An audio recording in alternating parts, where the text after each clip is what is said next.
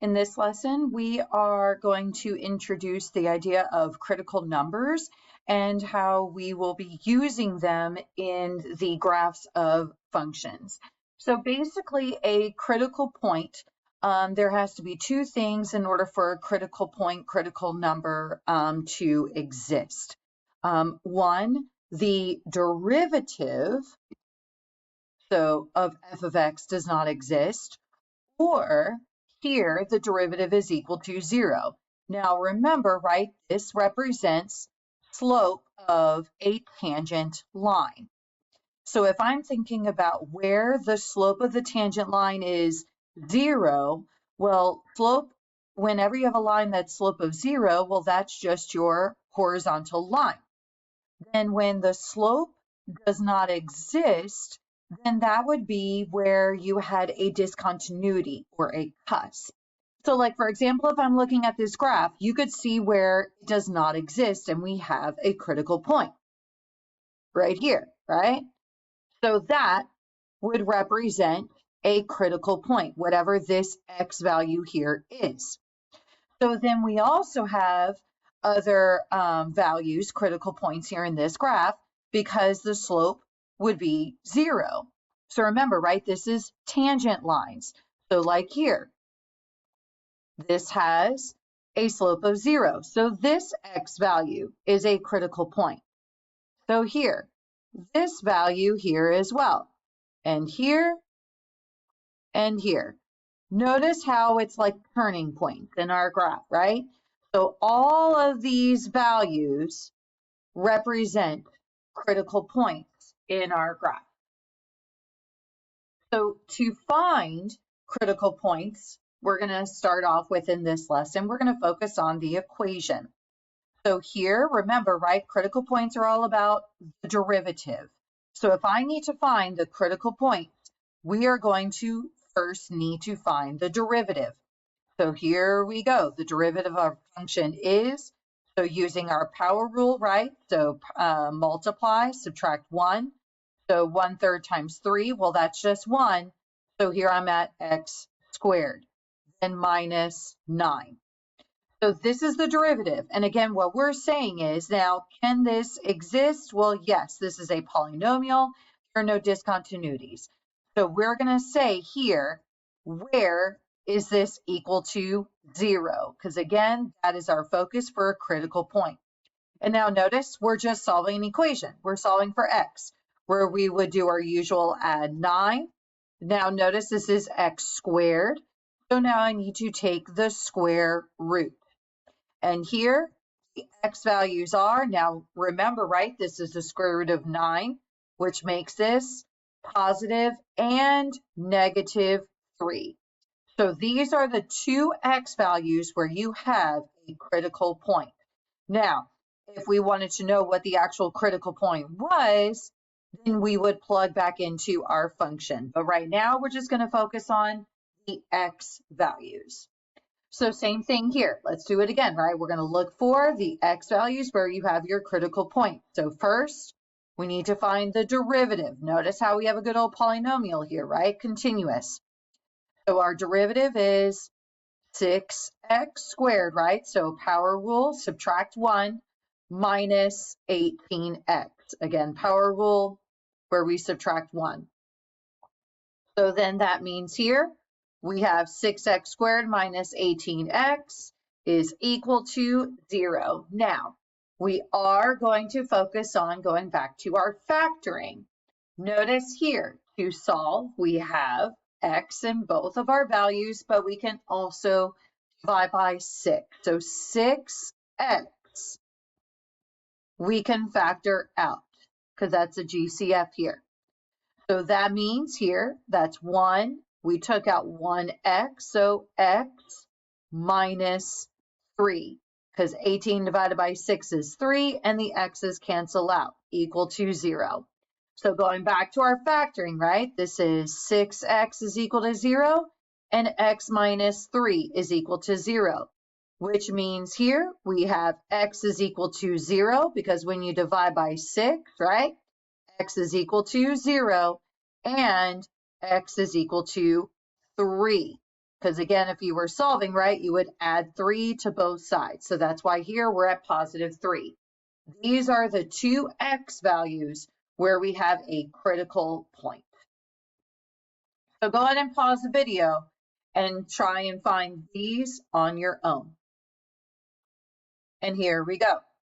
So again, we find the derivative. You should have gotten 2x minus 1. Remember, right, here we have a coefficient of 1, so 2x minus 1. That means we have 2x minus 1 is equal to 0, the derivative. So now when you solve and add 1, 2x is equal to 1, and x is equal to 1/2. So notice we only have one x value where there is a critical point, and that's at 1/2. So again, if we wanted to know what the actual critical point was, we would then go and plug into our f of x. So now here's one of the applications of using critical points. We can identify the intervals of the graph where the graph is increasing or decreasing. So here, again, we got to first find the critical point, right? Or critical values here, x values. So find the derivative. So here we're at 3x squared. Now here minus, that is 3/2 times 2. Notice that's 2 divided by 2, which is just 1. So we're just left with 3x. Because again, don't forget, right? Subtract 1 from your exponent. So now here we go. We're at 3x squared minus 3x is equal to 0 because we're finding our critical point. Now notice we have a GCF. We can factor out 3x. So when we factor out 3x, 3 divided by 3 is 1. You take 1x out, so it's just x minus 1. Because notice that's 3x divided by 3x. So that cancels out to equal 1. So here now equal to 0. That means here I've got 3x is equal to 0 and x minus 1 is equal to 0, which means here we have x value of 0, right, from dividing by 3 and 1. So again, adding 1. So now these are the x values that represent the critical points. What we are now going to do is use these critical values to identify where the graph is increasing and decreasing. So here's what we need to do. We need to set up the intervals. So here, this is like our turning points, right? Let me look back. So remember, the x values, these represent turning points. So this section represents an interval. This section represents an interval. This represents an interval. This represents an interval. So we're focusing on these sections that we're breaking apart. And then here and here as well. So that means our graph, right, we're always starting at negative infinity and going on to infinity. So here our intervals are, so the first one is negative infinity to 0. And we're not including the critical points here because we including, that means we would be finding our point. So then another interval would then be from 0 to 1. Then our other interval would be 1 to infinity. So this is our intervals. Now, that means here we need to choose an interval that our value in the interval that we're going to use to plug into our derivative here to find where this is increasing and decreasing. So I'll go ahead and choose -1. We'll go 1/2, 0.5, and let's say 2. Again, does it have to be these values? No, as long as you choose values here that are in each interval. And now we're going to plug in.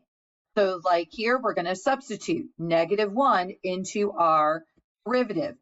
So like this would be 3 times -1 squared minus 3 times -1. And now plug into your calculator to find the value here. So this means you should get, so 3 plus 3, which is 6. This value is positive. So same thing again.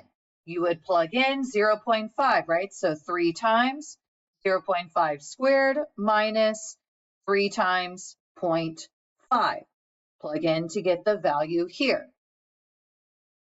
And notice you should have gotten a negative value, specifically negative 0.75. So this is a negative value. Then again, we're now going to plug in 2. So 3 times 2 squared minus 3 times 2, which again, when you plug in and solve, you get 6, which is positive.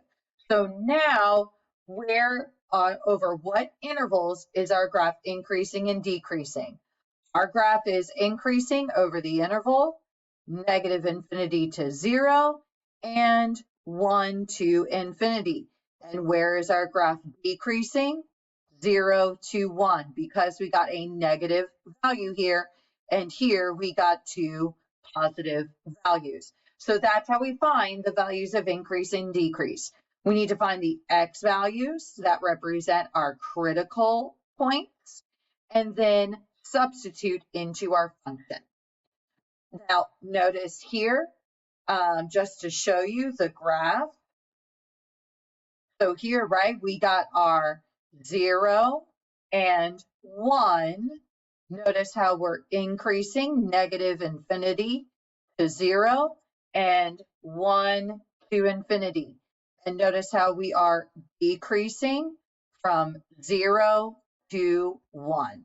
So this is what this graph looks like. And eventually, too, we will get to doing our quick sketches of our graphs. So here, let's go ahead and let's do our next function. So again, we're going to find the derivative, which is 3x squared minus 12. So now notice here, 3x squared minus 12 is equal to 0. So now we could solve this different ways. I noticed that we have x squared, but no x here. So I'm going to go ahead and solve for x, like treating it like a two-step using square root method. So I'm going to add 12 to both sides. 3x squared is equal to 12. Then divide by 3. X squared is equal to 4. And then take the square root. So here I end up with plus and minus 2. Now, again, you could have done the GCF, right? So taking out the GCF here, and then you would still get the same answer. So here we go. We've got our 2 critical values, right? So we're now going to set up. So I'm going to go ahead and erase here. And we're going to set up our intervals. So remember, right, our x values are negative 2, 2 for our critical numbers. So we've got negative infinity to negative 2, negative 2 to 2, and 2 to infinity. So now let's choose values that we are going to substitute into our our derivative of f of x. So we could choose negative 3. I'll choose 0 and 3. So here we go. So again, we're going to now substitute for x here. So this is 3 times negative 3 squared minus 12. So when we solve, you should get a positive value. So then here, again, 3 times 0 squared minus 12. When you substitute and simplify, you should get a negative value. So then here, 3 times 3 squared minus 12. You should get the same value, right? Because positive and negative. So we get a positive value. So where is our function increasing? Over negative infinity to negative 2 and 2 to infinity. And where is our graph decreasing? Over negative 2 to 2. So we'll do one more. Again, find the derivative, right? So we've got 3x squared minus 6x plus 3. So here we've got 3x squared minus 6x plus 3 is equal to 0. Now, notice we do have a GCF.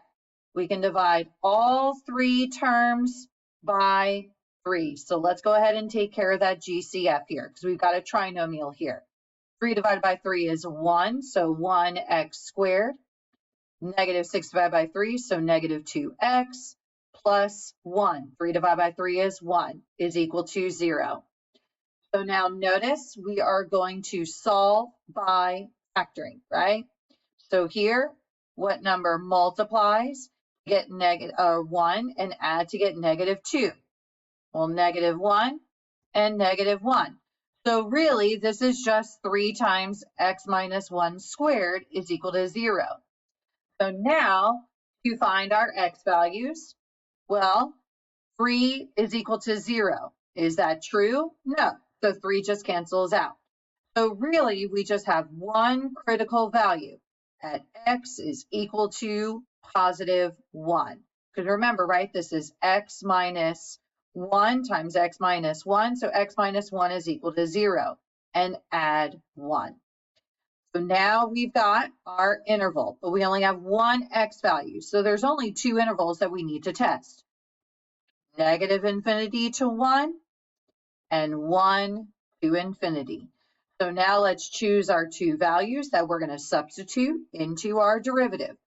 So we could have 0 here and 2 here. So now we've got, again, substitute our x value. 3 times 0 squared minus 6 times 0 plus 3. So here, when you substitute and simplify, you should get a positive value. So then here, 3 times 2 squared minus 6 times 2 plus 3. So here, you should also get a positive value. So just to show you, what does this mean? This is a constant increase. So even though this is a critical value, this is a constant increase. So just to show you, what does this mean visually? This means that the graph looks like something like this, where it is a constant increase and you have your critical value here because it is a constant, all right? Or it's going to show a constant. So here, go ahead and pause the video and try this. Here, you try on your own. And here we go. So to find the derivative, you should have gotten 8x minus 24 is equal to 0. Or to set it equal to 0. So now notice you should have just solved a two-step here. 8x is equal to 24. Divide by 8 and x is equal to 3. So there's only one critical value here. So two intervals, negative infinity to 3 and 3 to infinity. So here again, you could have chosen any value. If you chose different values than what I'm about to choose, no matter what, you should get the same positive or negative value. So here I'm going to use 0, and here I'm going to use 4. So again, plug into your derivative. 8 times 0 minus 24. So notice, and no matter what value, right, you should have gotten a negative value. Then here, 8 times 4 minus 24 gives me a positive value. So you are decreasing on this interval, and you are increasing over this interval here.